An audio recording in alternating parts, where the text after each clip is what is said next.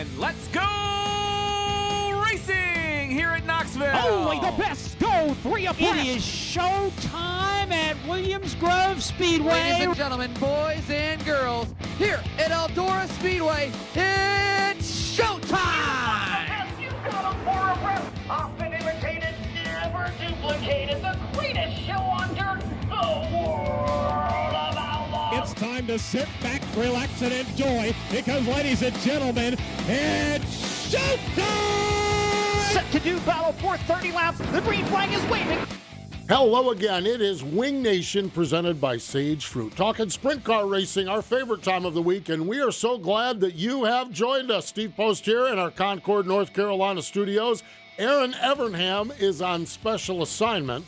Special assignment probably means some quality family time. So from DirtTracker.com, Justin Fiedler joins us. Hello, Justin. How are you? Hi, Postman. Good to be back. Good to be back too. Yeah, good to have you back with us. And you were back. You were here a couple weeks ago. Yep. I think next week we're working on the same program again. Yep. So it's always good to catch up with you, and good to hear what's going on in your world. And the Dirt Tracker movement continues on. You're continuing to grow. Yeah, I feel like I'm coming on so often now. I need to hit up the Justin Peck merch site and get me some Wing Nation. There you go. Exactly. Yeah. So it is cool. It really is really truly cool what you do, and really getting into our Hefter Racing hot topics. What a weekend of sprint car. Oh my racing. God.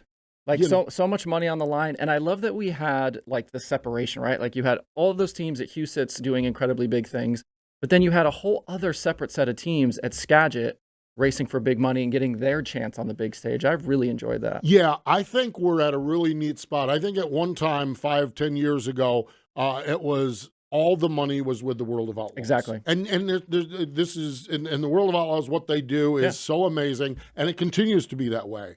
But I think when you saw Port Royal and the Tuscarora 50 jump to 50 grand, and you got the World of Outlaws in California and the All-Stars running for 50 grand in Pennsylvania, and now you've got Skagit doing this, and then it just continues on. High Limits obviously adds to it as well. It's really a neat time, and there's some teams cashing some pretty good checks. For sure. And I thought it was interesting. You got to see, the West Coast guys pop up, but then you had like a guy like Aaron Reitzel like tow out to Skagit. So it's like you kind of even had a separation of some of those teams. But, I really like that we had, an opportunity to see Justin Sanders jump up and win a big race. Corey Day, run well on a big stage. A guy I like a lot, Tanner Holmes, ran well. So it's nice to kind of see some other names get some attention. Yeah, and I think that's good. And I think, and we had Jim Allen on last time you were with us, with NARC King of the West. And I just think the proliferation of that.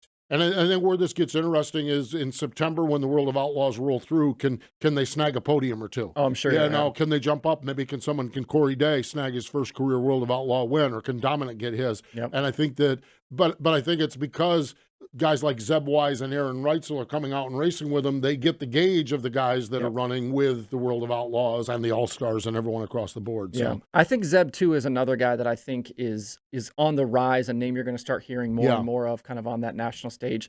Those guys have been really good this year with the All-Stars. And to see them go run well out at Skagit, I mean, that's, not an area or a track that Zeb grew up racing. Right. But I think he's just going to keep getting better. I think it gets interesting to see when we talk about Zeb with the All-Stars, how, I hate to say it this way, how close he can stay to Tyler Courtney. Yeah. We all understand that Tyler Courtney is the man to beat. Exactly. To be the man, you got to beat the man, the old Ric Flair line. Yeah. But I find Zeb Wise a fascinating study, because I think that if they can keep doing what they're doing, they might be that team where it's like, wait a minute, we might not need to write this check out just yet. We might need to keep an eye on this. Well, and that's something that, I don't know that a lot of people understand with the All-Stars is their owner championship is what the actual championship is. Like the Outlaws, they've got a driver championship and an owner championship, but the All-Stars, their only championship is the owner deal. So Zeb missing those couple of races after that Eldora crash doesn't hurt them. Yeah. Because they had Parker Price Miller fill in that car. So they're still right in the mix for that championship. Yeah. So fun stuff, that's for sure. TheBillionAuto.com, Huset's High Bank Nationals, presented by Menards.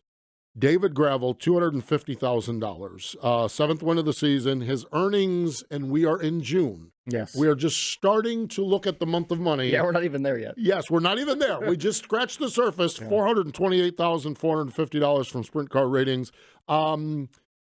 I think this is fascinating for David Gravel, and I heard your show yesterday. We have Buddy Kofoid in the Toyota engine out there getting ready to score his win, their win, massive win, blowed up, as we say in NASCAR. Yep. And David Gravel picks up the chips. Yep. And what I find interesting about this is last year David Gravel is rallying in this race, and the freaking gate at the flag stand swings open. Such a bizarre accident. So it's kind of this sport is so weird in that what gets taken away sometimes gets given back, and and you hope at the end of the day it's all in the wash. Yeah, I feel like too with Gravel at Huset's, he was like one of the rare cars that was fast every single night. Like you saw some guys step up and run well on one night, but maybe the next night they weren't so great. But Gravel was fast every single night, ran up front every single night. So yeah, and I think that was the other thing. You look at this thing, prelim nights. Yeah, you're right about this. Kyle Larson won prelim night 1. I don't think James McFadden qualified. No, he was in the B. He was in the B main. Yeah.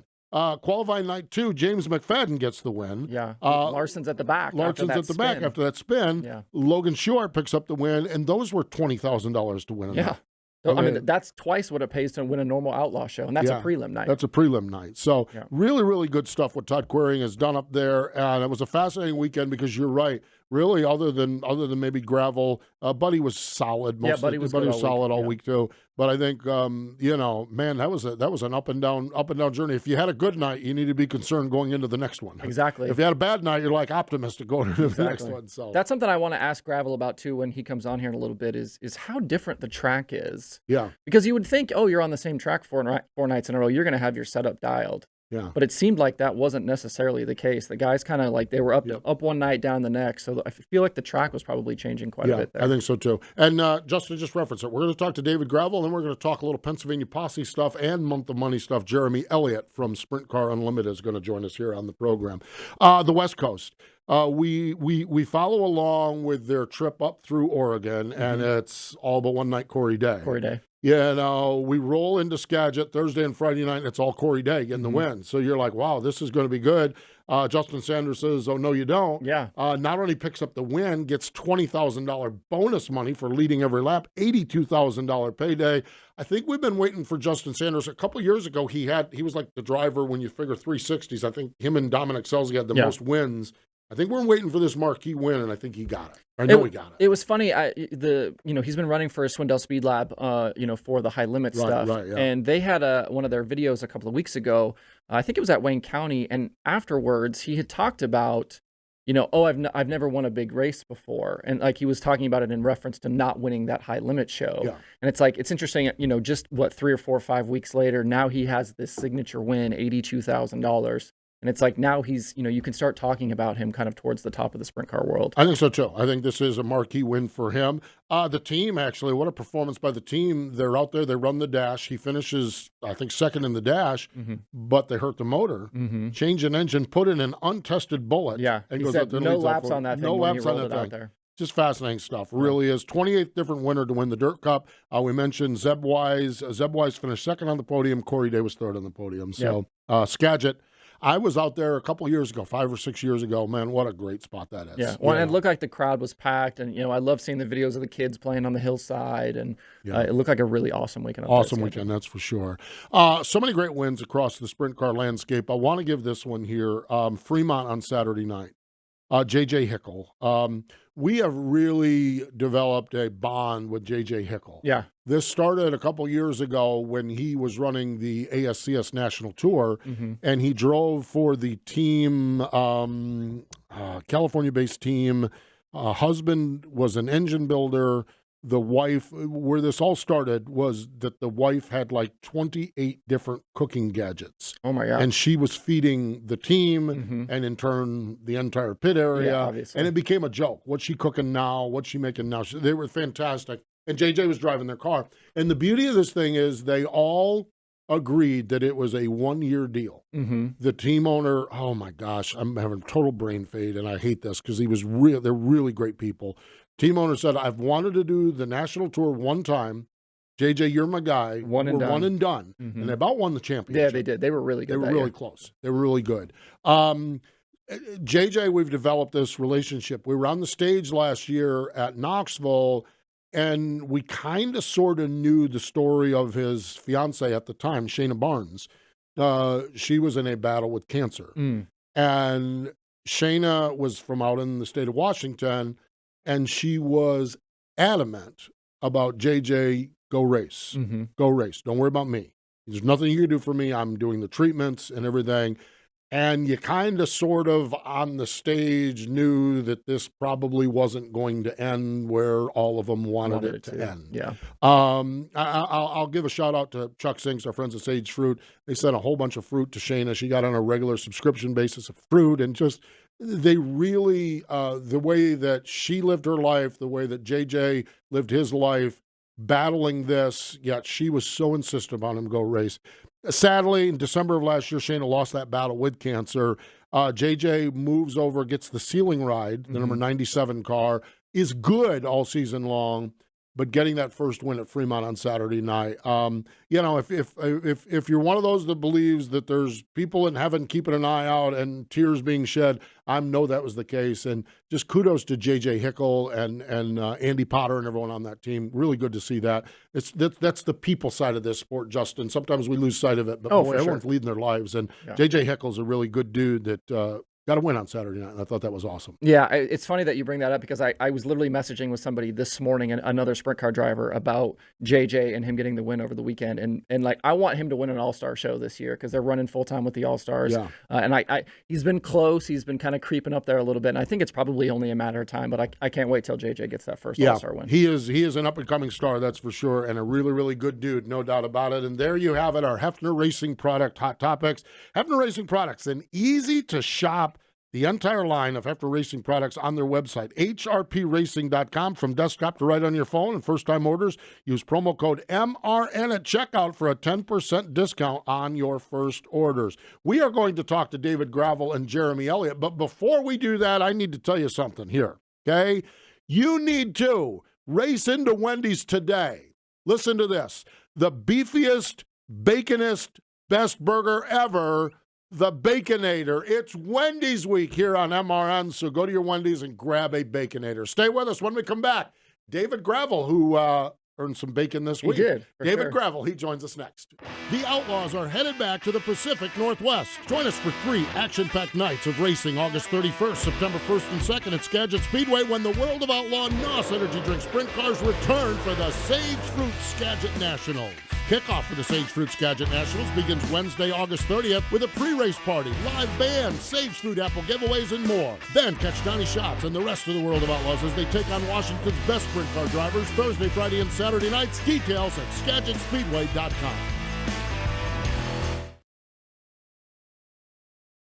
Dirt Empire Magazine is the ultimate dirt track racing only magazine in the world, featuring interviews, opinions, event photos, tech, and 100% racing action. Each issue includes late models, modified, sprint cars, and more. Big event photos from the best photographers in the sport, and great one-on-one interviews with the top drivers as well as grassroots racers. Pick up a copy of Dirt Empire Magazine today at select Tractor Supply stores or other area retailers, or get your subscription today at dirtempiremagazine.com.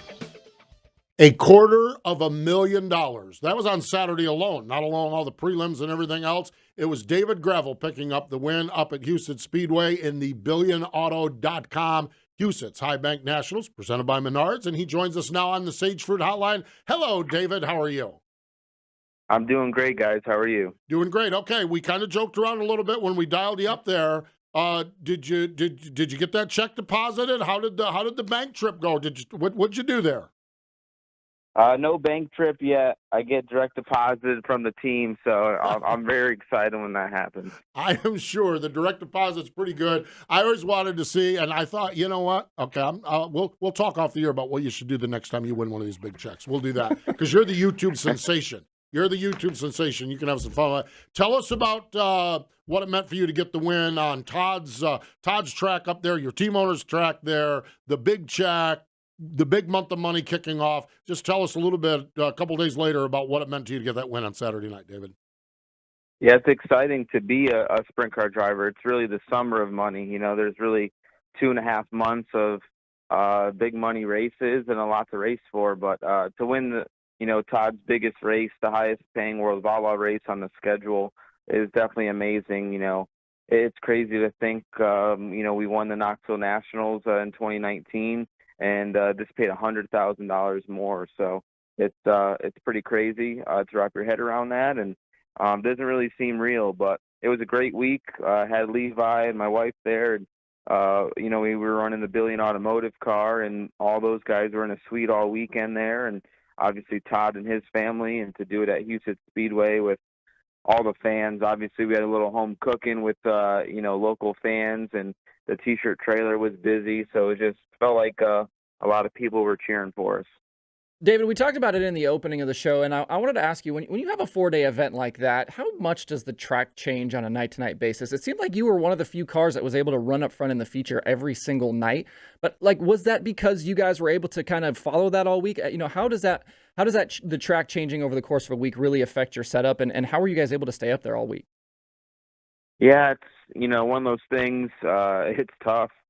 We had honestly pretty consistent pill draws all week, and was in the third hot lap session out of 6 or 7 all week, and I was able to qualify first, third, and third all 3 nights. And we kind of struggled in the heat races, I felt, each night, but we were just trying to fine tune.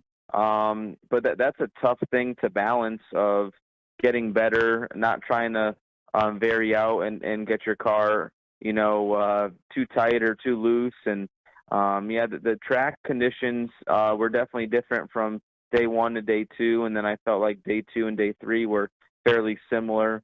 But that's tough. And going into day 3, we were a little bit confused on what we needed to do. We had the mindset to go into Friday night and try some things and try to get better, and we were able to qualify as good, but wasn't good in the heat race. And then the feature, we were just okay. And Cody Jacobs and the boys went back to the race shop on Friday night, left early, and worked on the car, and found a couple things that we weren't aware of. And, we had our car really, really good for Saturday night. I'll say you really did. Had yourself in a really good spot. That is for sure.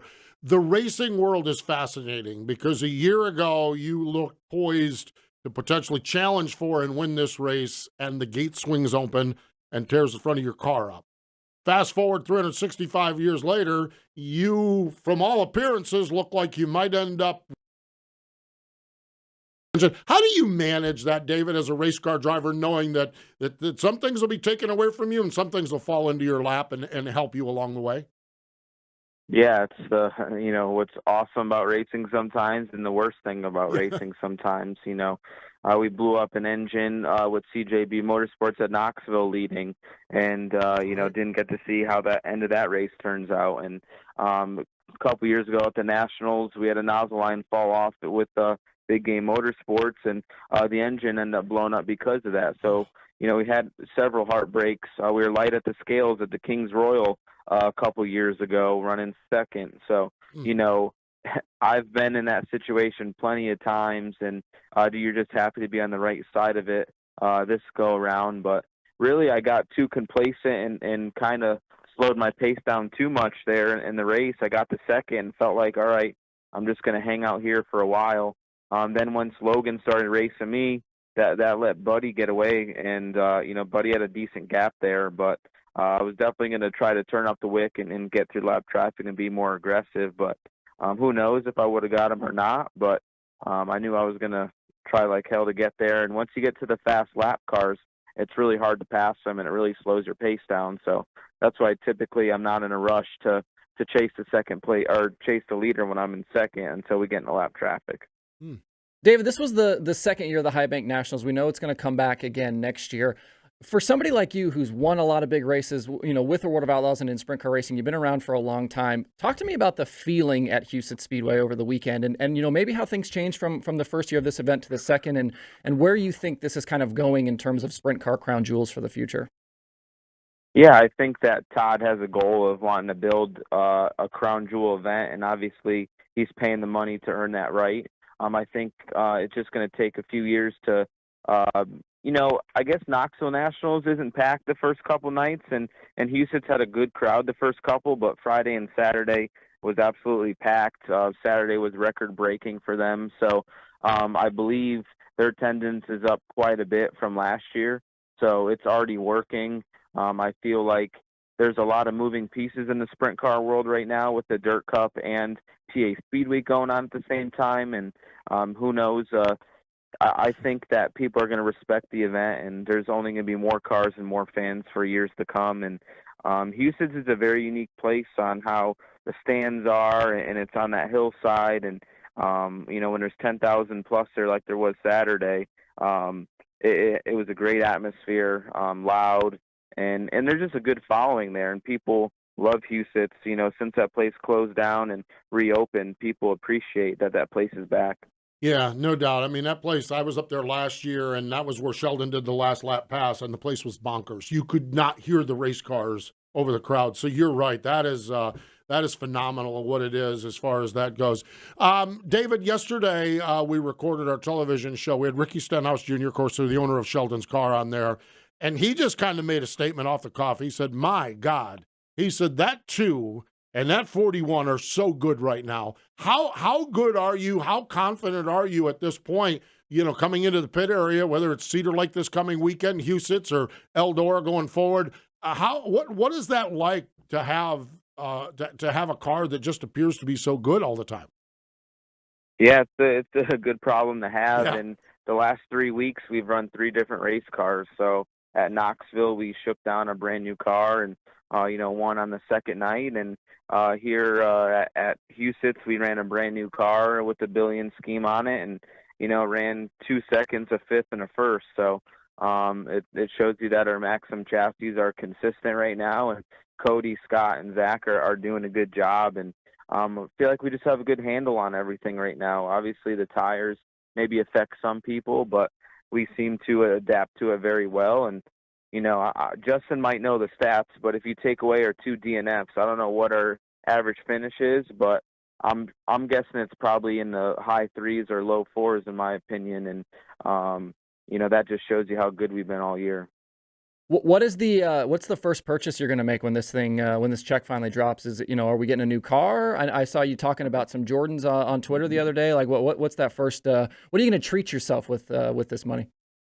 Well, I never bought anything special when I won the Knoxville National, so I would like to definitely do something here. But I fly home next week. I'm out here at the shop this week, but maybe some commercial real estate. I definitely can't buy a car because that doesn't give me any tax benefits. So if I buy anything, it'd be a truck maybe, but I don't know right now. I'm going to buy something, but I'm going to try to be smart here so Uncle Sam doesn't take advantage of me.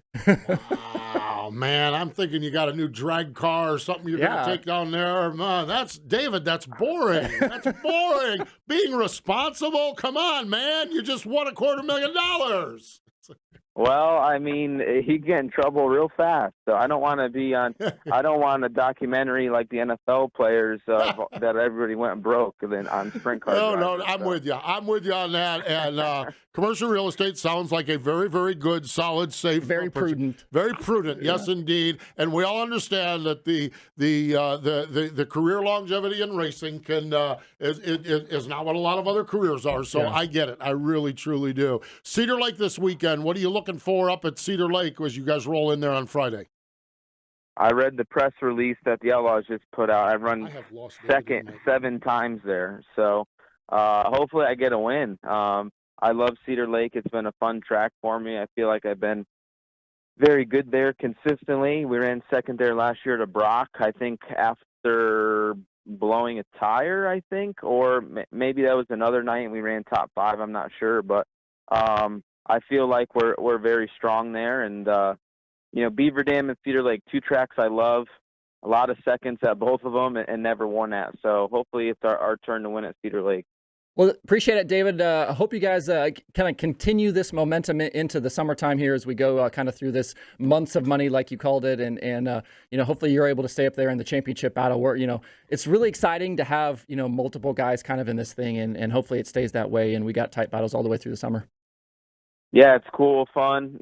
Hopefully it's my time. And I wouldn't mind pulling away and having a lead in the points one day here. So I got to take the stress off a little bit. But I don't know, we have an opportunity to break some records this year with money earned. So we're going to be fighting hard for all those big events this season, and hopefully get that championship. So really exciting year. I know that's the goal, to pull ahead on the points. Man, you guys, there's some good teams out there. That's going to be tough to do, but we wish you the best on it. Good luck at Cedar Lake. And of course, obviously, a little bit more money on the line when you get into the month of July. We wish you the best there as well. But thanks for the time. Congratulations, David.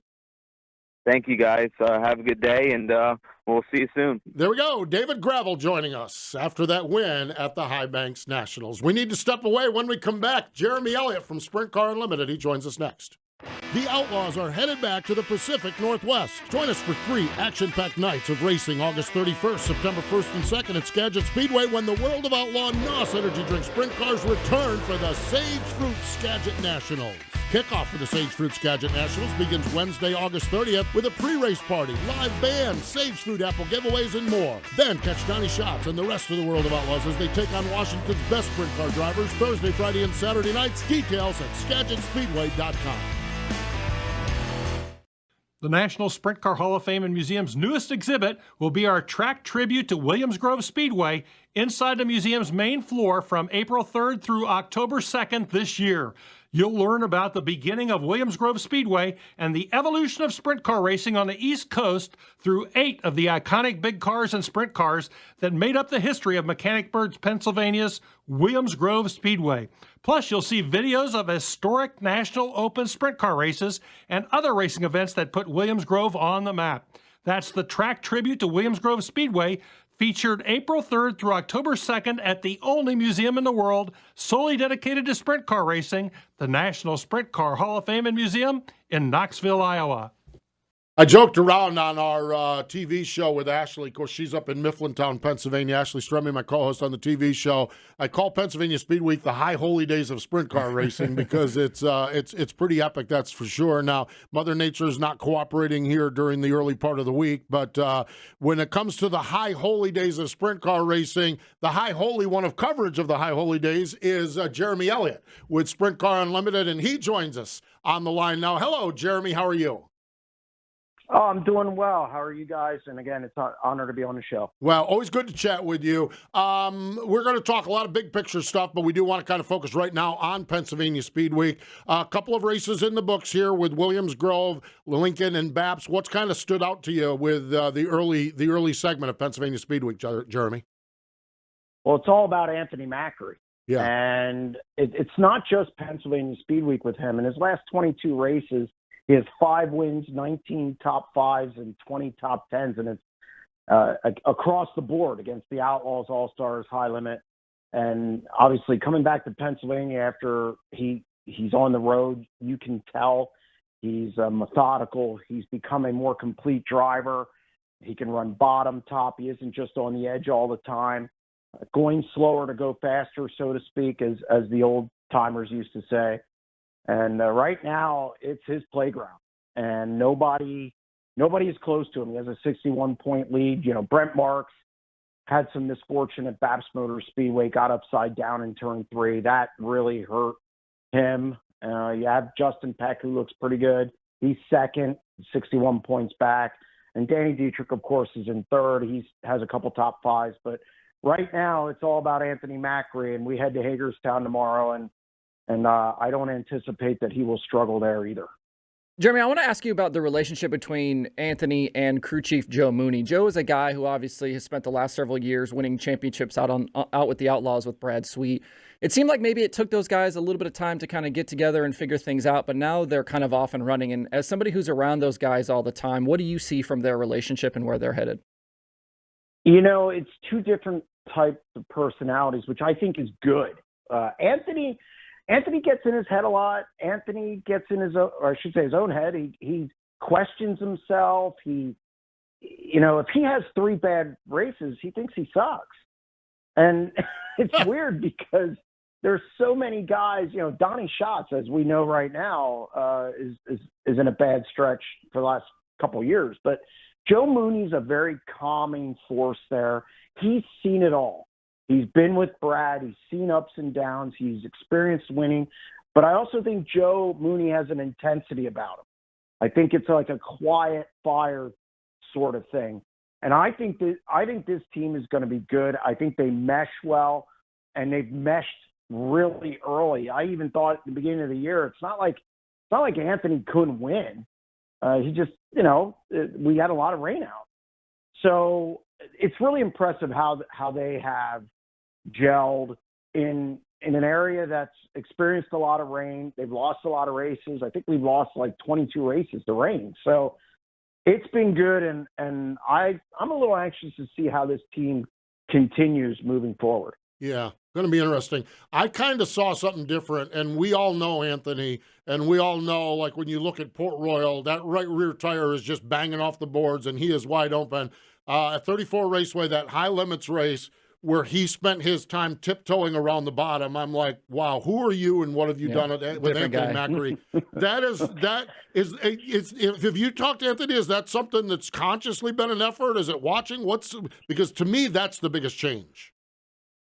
Yes, I talked to him actually about that the other night on a video at BAPS. Because he did it at BAPS. I mean, it was very top dominant because of the rain we had, but Anthony was one of the few guys, if the only guys, who could make a lot of ground up on the bottom. And it's something he's been thinking about all year. It's funny, he's soft-spoken. He says, I don't know a lot, but he does know. He knows what he needs to do to get better, and it doesn't hurt either. And I think people forget this. Ryan Hand works for Macri Concrete, and Ryan Hand, albeit not in the pit area and running anything day to day, he talks to Anthony, and I don't think you can discount that. Anthony knows that he needs to be able to slow down to go fast on the bottom. I know Willwood Brakes, he was telling me they go back and forth, because they're always sparking now. So yeah. I think, Anthony, we're seeing a guy develop right in front of our eyes. And sometimes we get caught up watching, it's like SportsCenter. Sometimes we get caught up watching flashy and not the real substance. And Anthony Macri right now, we're seeing him grow up in front of us. Jeremy, I want to ask you, too, about Justin Peck. Obviously, he had to sit out a couple of weeks after that crash at Bridgeport. Has been racing the last couple of weeks around Pennsylvania. He's run, pretty well these first couple of nights. Do you see any ill effects, from that? Does he seem like he's just right back up to speed? And when do you think those guys will get out and travel again like we'd seen from them kind of earlier in the season? I don't think there's any ill effects at all from the crash at Bridgeport. I think the biggest problem they have is the black cat that's walking around the trailer. Yeah. I don't think other than Buddy Kofoid last weekend, I don't think there's anybody who's had worse luck in sprint car racing through the first 3-4 months of the season than Justin Peck. They lost another motor, or had motor trouble again at Lincoln at the end of their heat race. So they've had a lot of motor problems this year. They've had a flat tire at Portsmouth. They would have won that race. No disrespect to Brent Marks, who was fast. It was a great race, but I think Justin Peck wins that race. And again, that's $22,000. They just need to win a couple to turn things around and get rolling. And then I think they'll go out on the road. Problem is, there's a lot of money paid here right now. Mm-hmm. I think you're going to see them go on the road, though, more in July, obviously with the million and everything, and just stay out there. But then, the Outlaws swing through here. So I wouldn't be surprised if they're back home and just kind of regrouping a little bit after everything that's happened. Yeah, you kind of led me right down the course. A lot of money. And we talked a lot. We just had David Gravel on the show, so we talked about a lot of money there, obviously. But even when you look at Central Pennsylvania Speed Week, Friday night, Mitch Smith Memorial, $20,000 to win. Saturday, Port Royal, the Greg Hodnett Classic, $10,000 to win. Sunday, Selinsgrove, the Opperman Boger Heinzelman Classic, $10,000 to win. Port Royal, the Keith Kaufman Classic, that's the $15,000. $55,000 to win. This Pennsylvania Speed Week that used to be $5,000 shows with an 8 thrown in has grown up as well right in front of our eyes. Yeah, Alan Kreitzer's done a great job, and so have the tracks in the area really raising the purses for this thing. I think it's one of the biggest weeks of the year across the country. Yeah. If not for High Limit, which is another discussion altogether, I think this year you'd have more invaders in. I think High Limit's done some things, and that's a whole other topic, has taken some guys away just because they race more races. Kyle Larson's not coming in. Well, why should he? He's winning $30,000 to win for High Limit, and he probably maxes out on some kind of number of races thing or whatever. But and Rico's staying out of Cedar Lake. That's the only issue. But as far as money and I think prestige now, I think this is a prestigious week. I think Pennsylvania Speed Week has passed Ohio Speed Week. I know some Buckeye fans won't like that. Too bad. It is. And, a lot of guys are going to be able to keep the money at home this year. Jeremy, what were your thoughts coming out of Huset, what you saw over those couple of days, and what are those takeaways that we can look forward to kind of for the rest of the summer of all this money coming up? Well, I thought David Gravel was going to win it. I picked him beforehand. With the gate last year and everything, I thought kind of he was the car to beat last year. I came away also thinking that David Gravel could have a big year because I already have him picked to win Knoxville. Todd Quirin hired him for that race. He hired him to win a championship. So I think it just further solidifies David Gravel as an elite driver, and he could put together a year that will be very memorable. I also came away knowing something I've known for 6 years, which is Buddy Kofoid's a real deal. Buddy Kofoid's one of the top 3 or 4 talents I've ever seen as a teenager. The others being Stevie Smith Jr., Kyle Larson, and then to me it's Buddy Kofoid next. That's as a teenager. So, and then Corey Day probably after that. So the other thing is Donnie looked bad. And I it's hard for me, somebody who's covered most of Donnie's wins, that they just can't get going. And he didn't draw very well for time trials. That didn't help. But I expect him when the bigger half miles come up, I expect him to be a factor at the million. I thought Brad Sweet really wasn't a factor. I was surprised a little bit about that. But really, I thought David Gravel, Buddy Kofoid, and Logan Schuchart really kind of flew under the radar and was high point guy. I think that bodes well for him going into the million at Eldora, a place that he's been fast at before. So it definitely added to the storylines for the summer. Yeah, no doubt about that. You're right. You're right as far as that goes. It's going to be fascinating couple of weeks, fascinating couple of months, actually, when we look at it. David Gravel called it the summer of money. Yeah. No longer the month of money, it's the summer of money. Right. And speaking of money, and Justin and I talked at the top of the show, the fact that you used to be, to make the big money, you had to run solely with the World of Outlaws. Obviously, High Limit has changed that. The Tuscarora 50 has changed that. And now we have the Dirt Cup has changed that as well. What'd you make of Justin Sanders getting his marquee win out there way on the West Coast? Well, I thought Justin Sanders is an underrated driver. It just seems like when you're on the left coast, you don't get the publicity unless it's Corey Day or somebody who travels a little bit. Now the last year, and I had Justin Sanders on our podcast where we'll release it today, in the last year, think about what he's done. He's made the Knoxville Nationals the first time he's ever been there with the Swindell Speed Lab. He finished second in the first high limit race. He finished second this year at Wayne County in a high limit race, and now he wins the Dirt Cup. This is overdue, in my opinion. He struggled a little bit in the Mitri car to kind of get that going. The 2X, he's kind of had to help build that from the ground up to the way he wants it. The thing about Justin is he can work on the car. He can do everything. There isn't anything he can't do. And he can certainly drive it. And I think he's the best driver on the West Coast. And yes, I still say, even with Corey Day having the year he is, I still think Justin Sanders is the best driver on the West Coast. It was good to see him win that race. I hope he can build on that and, maybe make some more noise in 410s out there. I think he already owns the 360 part of California. It's going to be interesting to see how he backs this up, which is the case with anybody who wins a really big race.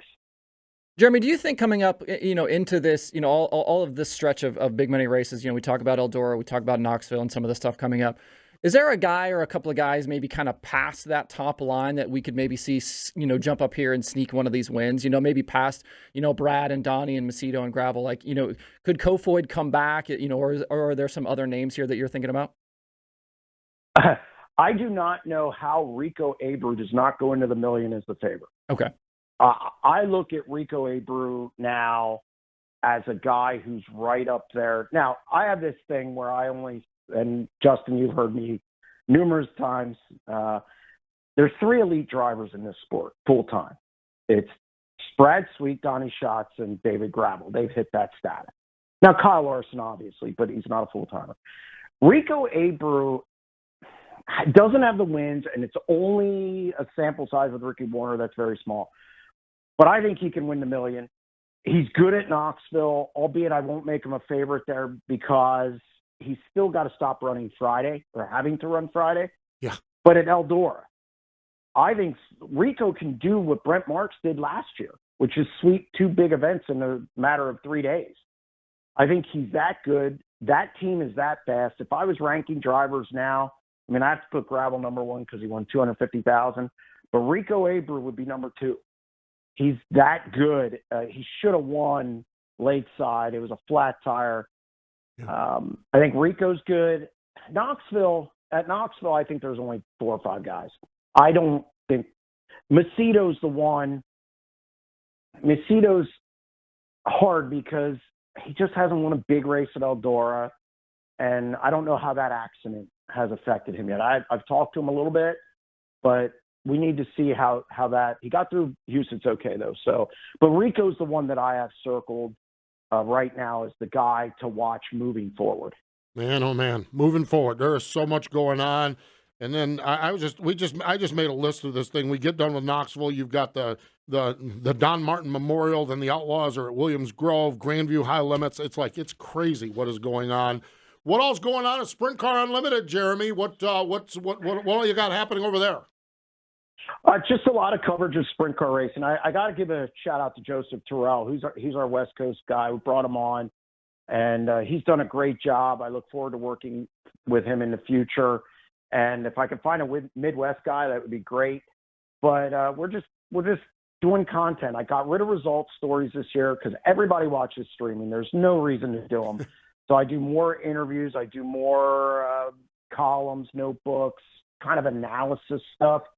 And we're just going to keep plowing away. I'll be at the Doty and the Million and all that. I'll be at Knoxville and most of the high limit races from here on out. So it's just going to be a lot of racing, a lot of content, and some sleepless nights.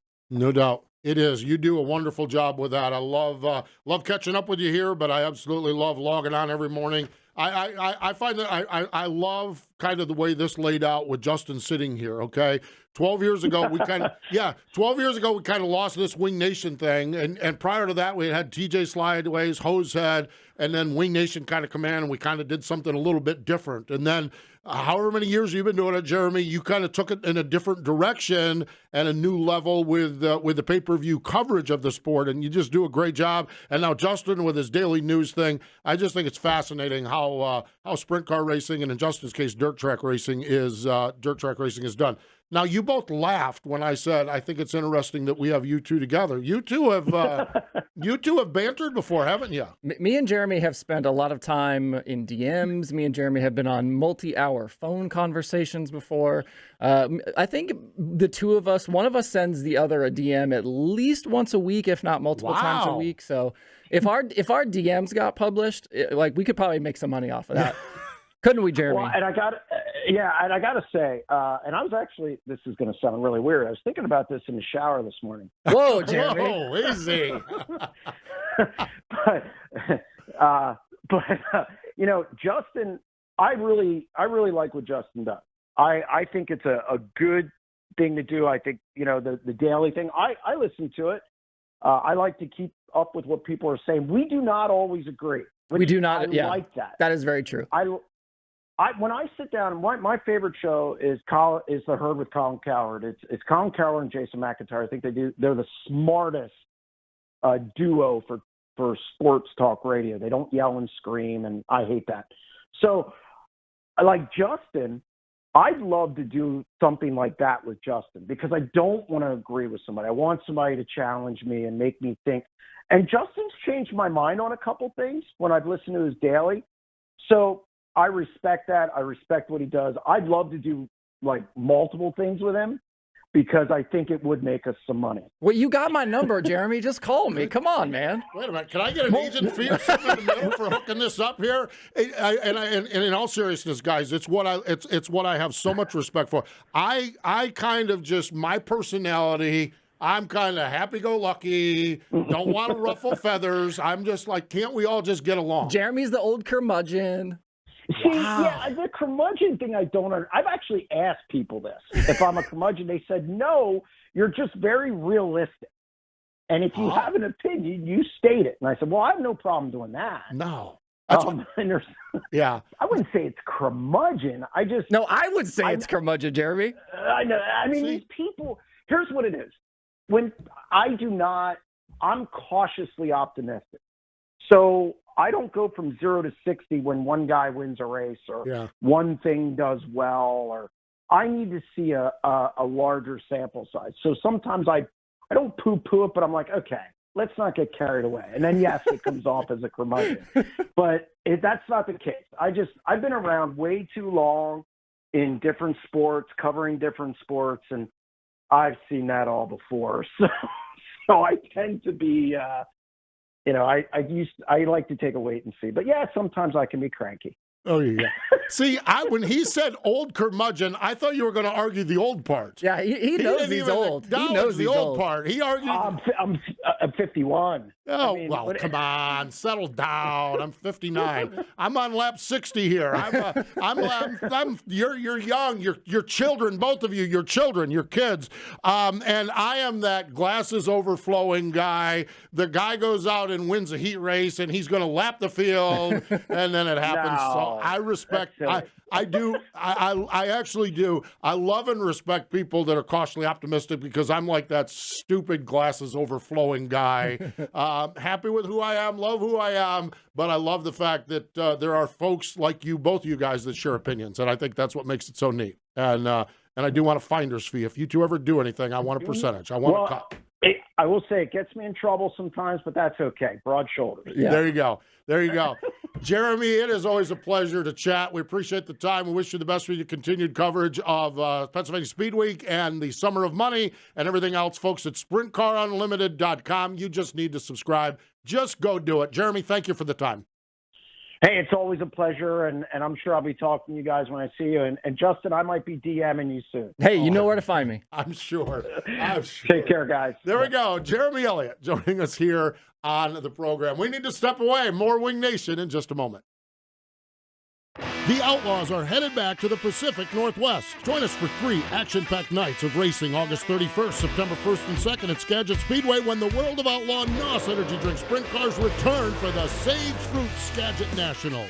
Kickoff for the Sage Fruit Skagit Nationals begins Wednesday, August 30th with a pre-race party, live band, Sage Fruit apple giveaways, and more. Then catch Donnie Schatz and the rest of the World of Outlaws as they take on Washington's best sprint car drivers Thursday, Friday, and Saturday nights. Details at SkagitSpeedway.com. Dirt Empire Magazine is the ultimate dirt track racing only magazine in the world, featuring interviews, opinions, event photos, tech, and 100% racing action. Each issue includes late models, modified sprint cars, and more. Big event photos from the best photographers in the sport, and great one-on-one interviews with the top drivers as well as grassroots racers. Pick up a copy of Dirt Empire Magazine today at select Tractor Supply stores or other area retailers, or get your subscription today at dirtempiremagazine.com. Wing Nation, presented by Sage Fruit, continuing on. We appreciate David Gravel and Jeremy Elliott joining us on the Sage Fruit Hotline. National Sprint Car Hall of Fame birthday calendar. A couple of good ones yesterday. Tim Schaefer, a birthday, old Aliquip. Did Schaefer win a late model race this weekend? Did I see Probably. that? I think at Lernerville I saw. He might have. Man, when he won that All-Star race at Atomic, I was like the happiest person on the planet. Yeah. I just think Tim Schaefer's a national treasure. Mm-hmm. And I just think, I think he did win. Because he's running that late model as well. Yeah, I think I saw that on social media that he won. Great stuff. Kramer Williamson, of course, Kramer no longer with us, but Kramer Williamson. Later this week, Roy Richwine, Paul Leffler, Bobby Ward, George Bentel, and today would have been the birthday of 1993 inductee Lloyd Axel. Lloyd was born in 1905. A friend got sick in Nebraska, and Lloyd jumped behind the wheel of the race car. And as they say, the rest was history. More than 200 wins. 125 wins in big cars, and an inductee into the National Sprint Car Hall of Fame and Museum. One sprint car place in Knoxville, Iowa. We kind of covered a lot of this. There's a lot of money in central Pennsylvania, and then a lot of money across the board here when we look at it. It all kind of kicks off on a more national scale, if you will, with the Brad Doty Classic, $15,000 to win at Attica, the Eldora Million, the Don Martin Memorial at Lernerville. And again, that's an all-star race, not a World of Outlaw race. So who's in, who's out?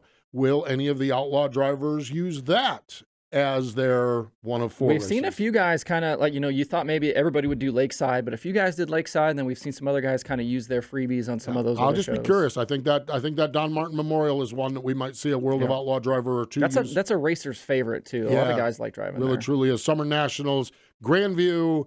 Port Royal has the Living Legends race. It's only $10,000 to win, but there's two. Only $10,000. Yeah, only $10,000 to win, but there's twin 25s, and it's each. So lots and lots of money, lots and lots of stuff as far as that goes. Dirt Tracker, the daily conversation. Where can folks find it? Where can people learn? And what can they do to participate with you on your great product? Yeah, youtube.com/Dirt Tracker or anywhere you get podcasts. You can tune in every single day, Monday through Friday, 8 to 10 minutes talking, sprint cars, late models, modifieds, kind of whatever's interesting that day. DirtTracker.com, news, analytics, streaming schedule, everything is there. See, and I always have made this far more complicated. And I sat down today and I wrote it out. You aren't.